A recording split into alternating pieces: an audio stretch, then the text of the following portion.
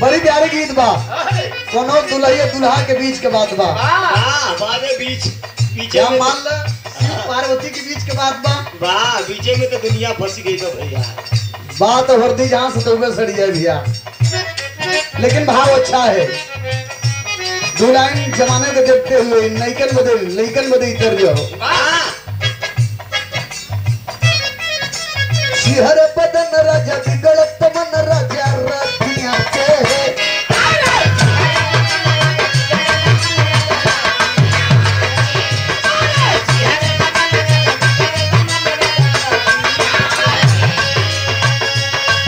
छगल छन खन कर पूरी खन खन करे हाथिया के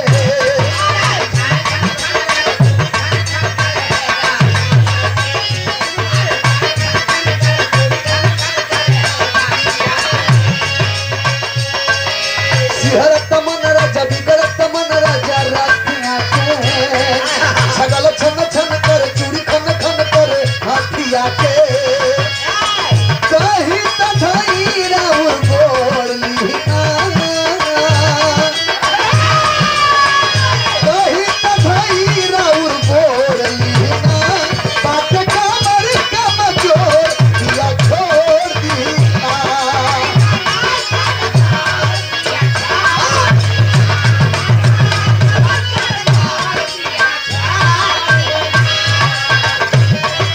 बिगड़त मन राजा रातिया की छगल छन छन कर चूड़ी खन खन करे हाथिया की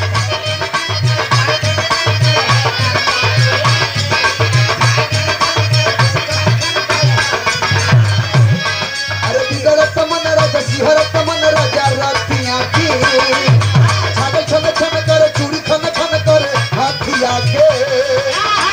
कहीं तथई राउर बोल लिहिना कहीं तथई राउर बोल लिहिना बात कमर कम जोर दिया छोड़ दिया